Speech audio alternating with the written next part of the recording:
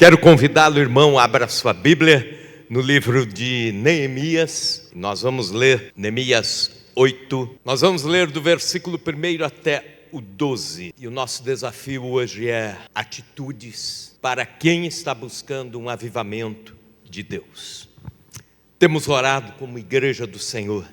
Temos clamado como corpo de Cristo, buscando um avivamento profundo, um avivamento espiritual legitimamente dado pelo céu, que reflita a real ação do Espírito Santo nas nossas vidas e na igreja.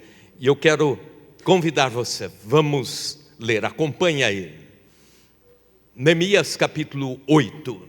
Em chegando o 7º mês, estando os filhos de Israel nas suas cidades, todo o povo se ajuntou como um só homem na praça diante da porta das águas. E disseram a Esdras, o escriba, que trouxesse o livro da lei de Moisés, que o Senhor tinha prescrito a Israel. Esdras, o sacerdote, trouxe a lei perante a congregação, tanto de homens como de mulheres, e de todos os que eram capazes de entender o que ouviam. Era o primeiro dia do 7º mês, e leu no livro diante da praça, que está de frente à porta das águas, desde a alva até o meio-dia, perante homens e mulheres, e os que podiam entender, e todo o povo tinha os ouvidos atentos ao livro da lei. Esdras, o escriba, estava num púlpito de madeira, que fizeram para aquela finalidade. Estavam em pé junto a ele, à sua direita, Matitias, Sema, Anaías, Urias, Ilquias, Massaéias, e à sua esquerda, Pedaías, Misael, Malquias, Rassum, Rasbadana, Zacarias e Mesulão. Esdras abriu o livro à vista de todo o povo, porque estava acima dele. Abrindo ele, todo o povo se pôs em pé. Esdras bendisse ao Senhor, o grande Deus, e todo o povo respondeu, amém, amém. E levantando as mãos, inclinaram-se e adoraram o Senhor com o rosto em terra. E Jesua, Bani, Serebias, Jamim, Acube, Sabetai, Rodias, Maacéias, Quelita, Azarias, Josadabe, Josabade, Hanã, Pelaías e os levitas ensinavam o povo na lei, e o povo estava no seu lugar. Leram o livro da lei de Deus claramente, dando explicações de maneira que entendesse o que se lia. Neemias, que era governador, e Esdras, sacerdote e escriba, e os levitas que ensinavam todo o povo, lhe disseram, este dia é consagrado ao Senhor, vosso Deus, pelo que não pranteeis, nem choreis, porque todo o povo chorava, ouvindo as palavras da lei. Disse-lhes mais, ide, comei carnes gordas, tomai bebidas doces, e enviai porções aos que não têm nada preparado para si. Porque este dia é consagrado ao Senhor, ao nosso Senhor. Portanto, não vos entristeçais, porque a alegria do Senhor é a vossa força. Os levitas fizeram calar todo o povo, dizendo, calai-vos, porque este dia é santo, e não estejais contristados. Então todo o povo foi a comer, a beber, a enviar porções e a regozijar-se grandemente, porque tinham entendido as palavras que lhes foram explicadas. Talvez você já tenha ouvido ou lido na palavra de Deus sobre o exílio dos 70 anos do povo de Deus em Babilônia. Pois bem, foram 70 anos onde lá acontece a história de Daniel e seus amigos. Lá em Babilônia começa o trabalho de Deus milagrosamente libertando o povo e trazendo depois de 70 anos de volta para Jerusalém. E depois do exílio babilônico, depois dos 70 anos em terra estranha, o povo de Deus começa a voltar. e volta primeiramente em duas etapas de reconstrutores. Esdras volta liderando uma segunda turma para a reconstrução dos muros de Israel, mas com uma diferença de Neemias. Neemias era um político, um governador, ele tinha a direção de Deus, ele tinha a palavra de Deus para o momento primeiro, para a primeira turma, e Esdras vem com uma segunda turma, e ele vem de uma forma mais didática, ensinando a palavra de Deus àqueles que estavam voltando. E esse texto que lemos nos narra como Deus, em determinado dia, se moveu em torno do seu povo. Há um puritano que, não sei o seu nome, um pregador do passado, que diz o seguinte: Deus anda com a sua igreja, Deus caminha com a sua igreja, Deus está presente com a sua igreja, mas há momentos em que Deus ergue a igreja nos braços, beija a sua igreja, e a coloca de volta no chão e continua andando de mãos dadas. É um momento que podemos dizer é um avivamento espiritual, é Deus honrando a igreja, é Deus se manifestando de uma forma mais específica, mais intensa entre o seu povo. Avivamento quer dizer trazer à vida.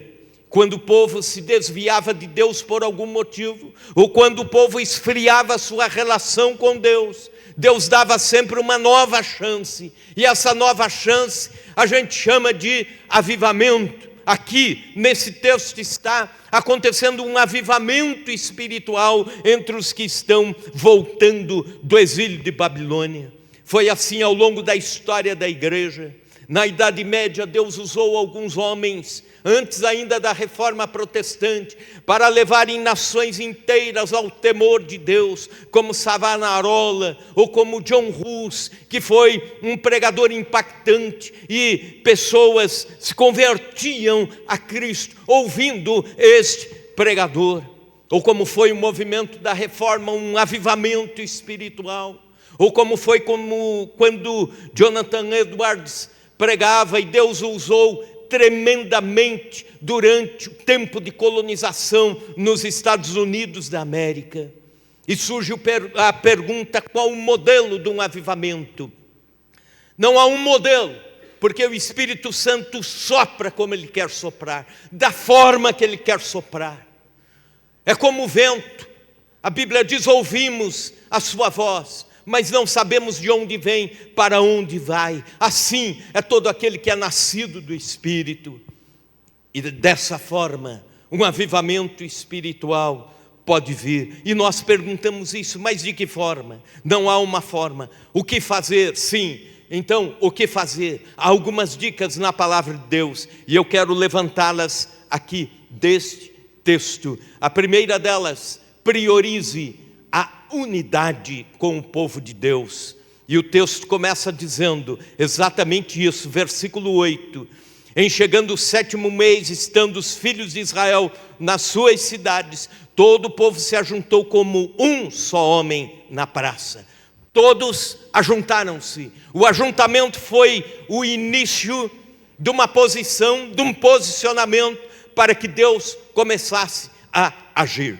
A unidade não é apenas algo humano, não é algo apenas que nós devemos pensar em termos de coletividade, ou em termos de força, ou como o próprio jargão diz, a união faz a força, mas é muito mais do que isso. A unidade do povo de Deus como um só homem. A diferença entre união e unidade é mais ou menos isso. União, um saco de batatas. Termina o culto, vai uma batata para cada lugar, né? Mas, se todas essas batatas forem cozinhadas e se fizer um grande purê, aí não é união, é unidade. Deus pede unidade da sua igreja. Unidade de espírito, unidade de alvos, unidade de serviço, unidade espiritual, unidade de propósitos, unidade de alma. Assim deve ser a igreja, assim era a igreja em Pentecostes. A Bíblia diz que a igreja estava unida quando o Espírito Santo desce. A igreja estava unida em oração quando acontece o Pentecostes. E depois do Pentecostes eles continuam unidos também. Porque no capítulo 2 de Atos, lá pelos últimos versículos, a Bíblia diz que a igreja era unida na oração e no partir do pão. Isto é, a igreja era unida espiritualmente nos momentos de culto, de oração, de intercessão, de clamor a Deus, e era unida socialmente também. Era o estar junto. Então eu desafio você, irmão, irmã, a arrumar mais amizades de comunhão entre o povo de Deus, a termos momentos assim, um pouco mais de descontração uns com os outros. Falamos sobre isso na quarta-feira, a necessidade tão importante de termos unidade e comunhão com o povo de Deus. Às vezes você se preocupa em ter que ter amizade com alguém, dizer assim, então eu preciso chamar uma outra família, irmã da igreja, para uma refeição, para uma janta, mas aí eu tenho que preparar uma janta, aí eu tenho que ir para o mercado, aí eu tenho que me vestir melhor. Não, você pode manter a comunhão com alguém tomando tereré, você pode manter a comunhão com alguém comendo melancia, você pode manter a comunhão com alguém não comendo nada e não bebendo nada, mas rindo junto, tendo amizade, unidade de oração e unidade social, partir do pão. E para que você entenda a importância da unidade, como Deus pode intervir positivamente, como o céu pode descer numa igreja unida, o Senhor Jesus disse: eu e o Pai somos um. A Trindade é a figura mais forte, mais completa de unidade. E quando Jesus disse: Senhor, que sejam um, na sua oração sacerdotal, que sejam um, como eu e ti somos um. Jesus está orando para que a igreja tenha uma união, uma unidade tão forte que reflita na terra a Trindade divina aqui na terra. Qual é a pregação sobre Trindade na terra? Não é uma teoria, é a unidade do povo de Deus. Quando estamos unidos, nós representamos a Trindade divina. E aí, Deus pode fazer grandes coisas, inclusive um avivamento espiritual, é o que o texto está apontando. Começa com a unidade, mas também, em segundo lugar, esteja no local adequado. E o texto diz: na praça diante da porta das águas. As portas da cidade eram importantes para proteger tudo no seu interior. Jerusalém tinha 10 portas, cada porta tinha um nome, e cada porta tinha uma função, e cada porta tinha uma história do porquê daquele nome. A porta tem todo o sentido, e para a cultura judaica, a porta tem um significado muito maior do que aqui na cultura ocidental. Pela porta você recebia alguém, pela porta você recebia alguém que vinha ter comunhão com você. E a porta das águas tinha uma particularidade, era o lugar onde quem morava na cidade tinha suas ovelhas, saía todos os dias pela porta das águas para dar de beber às suas ovelhas. Se algum dia faltasse água, logo após a porta das águas ficava perto de uma fonte de águas, depois do muro de Jerusalém, as ovelhas morreriam. Então isso tem a ver com vida, água no sentido de vida. E é isso que Jesus diz: quando nós estamos em Cristo, rios de água viva fluirão do nosso interior. Isso é vida, vida. Então, você quer um avivamento espiritual? Fique onde existe vida. Quer um avivamento espiritual, você precisa estar aos pés do Senhor. Quer um avivamento espiritual, você precisa estar ouvindo a palavra viva de Deus. Quer um avivamento espiritual, você precisa estar na porta das águas. Terceiro lugar, terceira postura, ficar no local adequado, mas agora tenha sede de Deus. Versículos 2 e 3. Esdras, o sacerdote, trouxe a lei perante a congregação, tanto de homens como de mulheres e de todos os que eram capazes de entender o que ouviam. Era o primeiro dia do 7º mês, e leu o livro diante da praça que está fronteira à porta das águas, desde a alva, isto é, do nascer do sol até o meio-dia. Você consegue imaginar uma multidão de homens e mulheres, e até crianças e pré-adolescentes que já conseguem entender a lei de Deus, todos reunidos numa praça, de pé, metade de um dia, do romper da alva até o meio-dia? Você consegue entender isso? Ouvindo a palavra de Deus, ouvindo a lei de Deus. Isso é sede de Deus. É a ideia de dizer: Senhor, meu coração tem sede de Ti, e eu não vou sair desse lugar, eu vou Te ouvir. E Deus vai falando através de Esdras, e Esdras vai lendo a lei e explicando a lei de Deus, e o povo do Senhor está ali em pé, meio-dia, em pé, durante 6 horas ou mais, ouvindo a palavra de Deus. É sede de Deus. Nós precisamos ter sede de Deus, ou voltar a termos sede de Deus. Busque alimento do Senhor, com fome de Deus. Busque em oração, com sede. Leia a palavra de Deus com sede da palavra de Deus. Não viva a vida cristã como obrigações. Não viva a vida cristã como um fardo a carregar. Viva a vida com Deus, com sede de Deus. Nós precisamos voltar a ter sede de Deus. Nós precisamos voltar a ter interesse grande, intenso, pelas coisas de Deus. Pois bem, também versículos 4 e 5, reverência. Quer um avivamento espiritual? Reveja seus princípios de reverência. A reverência com Deus. Veja bem, Esdras, o escriba, estava num púlpito de madeira que fizeram para aquele fim. Estavam em pé junto a ele, e aí os homens à direita, depois os que estavam à esquerda. E versículo 5, Esdras abriu o livro à vista de todos, porque estava acima dele, e abrindo ele, todo o povo se pôs em pé. Eu quero chamar a atenção sua para um detalhe. A reverência não tem a ver com ritual, tem a ver com coração. Já viram aquelas frases assim: fiquemos em pé em reverência à palavra de Deus?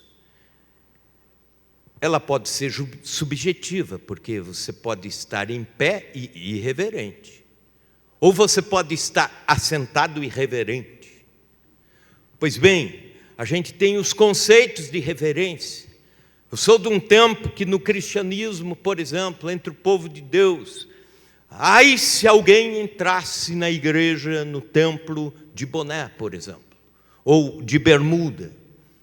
Se alguém entrasse de chapéu, irreverência, era um escândalo. Mas existem algumas coisas que estão escondidas na alma e que são irreverentes. Querem ver uma coisa? Grande parte de nós aqui não estamos inteiros aqui, sabia? Já há uma teoria da sociologia sobre isso, da atenção fraccionada ou da presença fraccionada. Alguns estão aqui 70%, ouvindo tudo, cantando, adorando, mas 30% do seu pensamento está vagando por algum lugar. Outros estão 50% aqui, e outros 50% está vagando por algum lugar, algum compromisso de amanhã, algum problema de hoje, algo ainda para resolver em casa. E assim nós vivemos esse tipo de atenção fraccionada. E é por isso que, com certa urgência, as redes de TV estão se preparando, estão tentando fazer o que nós podemos fazer para manter as pessoas atentas, olhando, vendo, rindo, porque a atenção das pessoas está cada vez menor. Mas quando você tem sede de Deus, a sua alma está aqui, o seu coração está aqui, os seus ouvidos estão abertos para aquilo que Deus está falando. Isso é reverência. Lembro-me da infância, quando havia aquele interesse em irmos para o culto, e mamãe passava o pente no nosso cabelo, colocava as roupinhas e dizia: filho, nós estamos indo agora ouvir Deus falar. Mas esse tempo se foi, porque tem crentes que assistem futebol até 5 minutos antes do culto, e aí se arrumam rápido e vêm aqui. Você acha que a sua mente vai ligar rapidamente? Não. Prepare o coração, prepare a alma, peça para Deus durante o domingo, durante a quarta-feira, durante os dias de culto, dizendo: Deus, prepara meu coração para te ouvir hoje, para ouvir a tua palavra, para te adorar em espírito e em verdade. Isso é reverência. Precisamos restaurar a reverência. Um avivamento vem quando o povo de Deus tem sede e está reverente diante do Senhor. Mas também nós precisamos ter adoração com entusiasmo. Veja o versículo 6. Esdras bendisse ao Senhor, o grande Deus, e todo o povo respondeu: amém, amém. E levantando as mãos, inclinaram-se e adoraram o Senhor com o rosto em terra. Adoração. Precisamos resgatar os valores da adoração. Adoração, segundo um comentarista bíblico, é adorar. Ele diz: adorar é despertar a consciência pela santidade de Deus, alimentar a mente com a verdade do Senhor, purificar a imaginação pela beleza do Criador, abrir o coração para o amor do Pai e devotar a vontade aos propósitos divinos. Adoração não é apenas um momento musical do culto, é muito mais do que isso. Adoração é servir. Amanhã você pode estar adorando a Deus, servindo alguém. Amanhã você pode estar adorando a Deus, conversando com Deus durante o trajeto. Amanhã você pode estar adorando a Deus na faculdade, dando bom testemunho de um jovem cristão no meio acadêmico. Isso é adoração. E quando nos reunimos também numa célula ou num culto e começamos a tanger os instrumentos e começamos a cantar, também estamos adorando. Quando estamos orando, parte da nossa oração é adoração.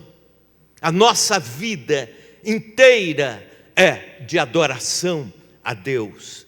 Não é adorador a Deus só aquele que participa de alguma forma no culto, à frente do culto. Todos nós crentes somos adoradores, mas corremos o risco de estarmos aqui na adoração coletiva, no culto a Deus, e apenas ligarmos no automático e cantarmos porque gostamos da melodia.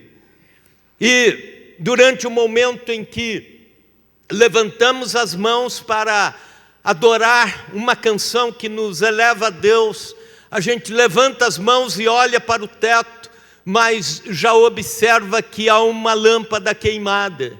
aquilo já nos preocupa. Aquele momento em que nos prostramos no chão, vemos que tem uma carreirinha de formigas ali, e a nossa mente divaga.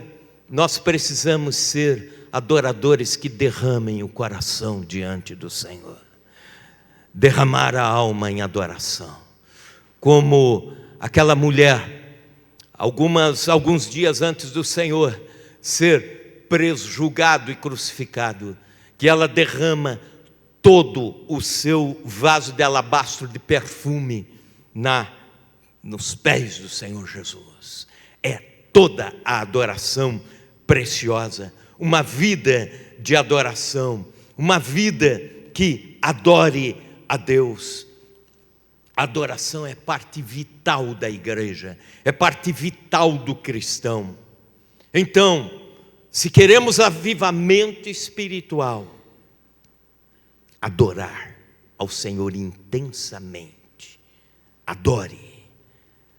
Também, outra postura de quem busca o avivamento: ame a Bíblia Sagrada, a Palavra de Deus. Versículos 7 e 8. E Jesuam, Beni, Serebias, Jamim, Acude, Sabetai, Rodias, Maacéias, Quelitas, Arias, Josabade, Hanã, Pelaías e os levitas ensinavam o povo na lei, e o povo estava no seu lugar.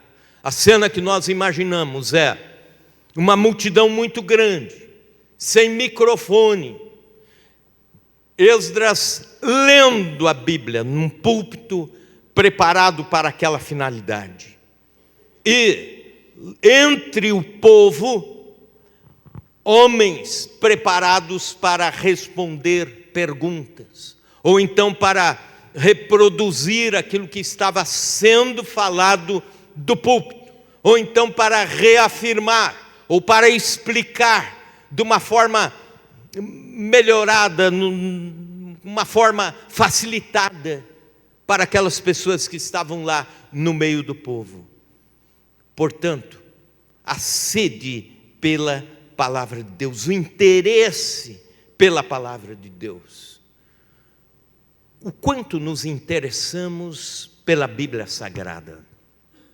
Isso me faz lembrar aquela história do menininho que um dia, olhando os livros da estante do seu pai, apontou para uma velha Bíblia e disse: pai, que livro é aquele? E o pai disse: é o livro de Deus. Aí o menininho disse: então pai, por que a gente não pega e não devolve para Deus? Porque eu nunca vi a gente usar ele aqui em casa. Isso reflete algumas verdades. Vamos precisar ter interesse pela Bíblia, palavra de Deus, para que nosso coração se encha do Senhor, se encha da palavra de Deus. Se queremos um avivamento espiritual, precisamos do ensino da palavra e aprendizado da palavra. Ensino e aprendizado. Nós temos ouvido recorrentemente sobre o livro e a história de Jonas.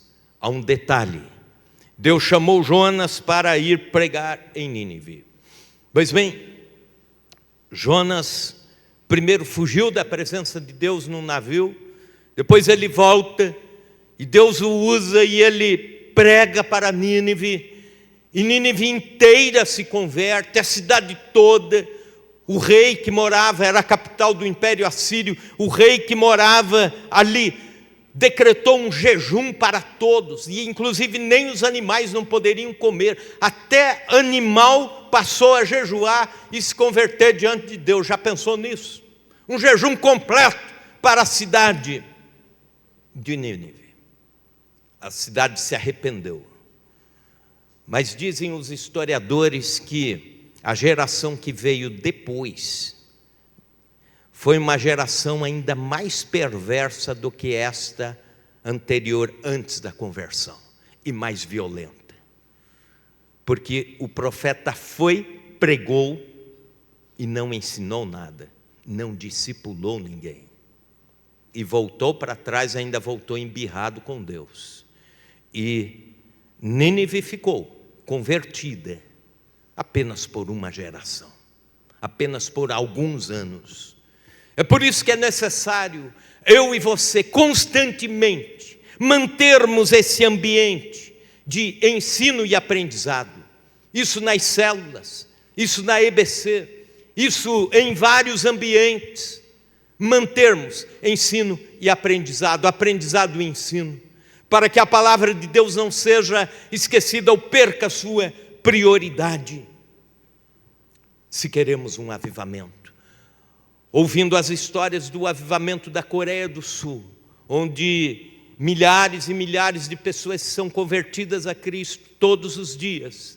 Lá existem as maiores igrejas do mundo, inclusive a maior igreja evangélica do mundo está lá em Seul, a Igreja do Evangelho Pleno. São 800 mil membros num só espaço, 800 mil pessoas que durante os dias de culto vão se revezando ao longo do dia, à noite, e assim por diante, para que o templo possa abrigar tantas pessoas que vêm ao longo do dia para adorarem a Deus. Vários cultos acontecendo, com pregações, com corais, com grupos de louvor e assim por diante. Pois bem, eles têm uma história, todos eles. A maior igreja metodista do mundo está lá, na Coreia do Sul, pertinho de Seul. A maior igreja presbiteriana do mundo está lá, pertinho de Seul, na Coreia do Sul. E todos eles são unânimes em dizer: aqui nós oramos muito e há ensino sistemático da Bíblia, da palavra de Deus. É gente aprendendo e gente ensinando. E inclusive os crentes vão para a igreja com a Bíblia Sagrada, um caderno de anotações e uma caneta. E dessa forma vão trabalhando seu intelecto a favor da palavra de Deus, subjugado à palavra de Deus. Em último lugar, invista em missão. O avivamento sempre culmina num empurrão missionário. Veja comigo os versículos 9 e 10. Neemias, que era governador, e Esdras, sacerdote e escriba, e os levitas que ensinavam todo o povo lhe disseram: este dia consagrado ao Senhor vosso Deus, pelo que não pranteeis nem choreis, porque todo o povo chorava ouvindo as palavras da lei. Choravam de emoção, ou então choravam de tristeza pelos seus pecados. E aí vem o grande desafio. Disse-lhes mais: ide, comei carnes gordas, tomai bebidas doces, e enviai porções aos que não têm nada preparado para si. Porque esse dia é consagrado ao Senhor nosso Deus. Portanto, não vos entristeçais, porque a alegria do Senhor é a vossa força. Essa última frase nós sabemos bem, mas há uma anterior: ide, enviai porções aos que não têm nada preparado para si. Todos os avivamentos culminam num movimento missionário da igreja.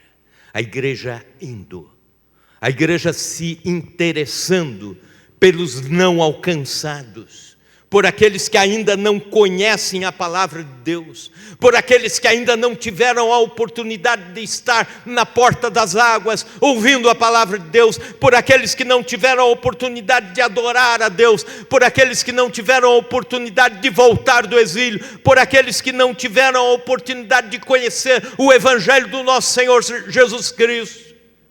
E a igreja do Senhor, quando avivada, quando há um mover do Espírito, algo empurra a igreja ao movimento missionário. Houve um movimento missionário ainda na Idade Média, onde um grande avivamento aconteceu. Jovens universitários eram vocacionados para o campo missionário. Havia povos pagãos, eram chamados irmãos morávios, e os morávios, impactados pela oração, por um quebrantamento espiritual, por um avivamento espiritual, começaram a ir para os povos pagãos, para levar o Evangelho para quem não conhecia o Evangelho. O ide, enviai porções aos que não têm nada preparado para si. E eles então iam, enquanto outras agências missionárias enviavam um jovem missionário, os morávios enviavam 100. A proporção era de 100 para 1, onde havia um avivamento espiritual. E conta a história que alguns jovens, lendo sobre alguns povos pagãos distantes, povos violentos, onde só poderiam entrar naquele país se eles fossem como escravos. Estrangeiro lá só entrava como escravo. Alguns tiveram a coragem de se vender como escravos para ir pregar o Evangelho. E durante a despedida no porto, estava o pastor, um dos pastores dos morávios, e os jovens, os familiares abraçados, chorando. E há uma frase que fica para a história. O pastor diz que a eternidade revele os frutos da vossa renúncia. Quando um avivamento chega, nosso coração começa a clamar pelos povos não alcançados, por aqueles que não conhecem a Jesus. E não se assustem se Deus levantar adolescentes e jovens aqui dizendo: eu quero ir para o campo missionário. Glória a Deus por isso. Não se surpreendam se Deus levantar gente para dizer: eu quero ir. Ou então a igreja começar intensivamente a orar por missões, se envolver com missões, contribuir com missões, trabalhar por missões, como já temos começado a fazer. Mas pense isso de uma forma muito maior, muito exponencial, quando um avivamento acontece. Querido irmão, querida irmã, Deus nos chama para um avivamento. Algumas posturas nós precisamos. Esteja no local adequado, esteja na porta das águas, esteja onde há vida, aos pés do Senhor. Precisamos ter sede, precisamos ter reverência, precisamos ter vida de adoração sincera, precisamos prezar pelo ensino, temos que colocar o coração na missão. E quando isso acontece, o sopro do avivamento espiritual vem. Amém.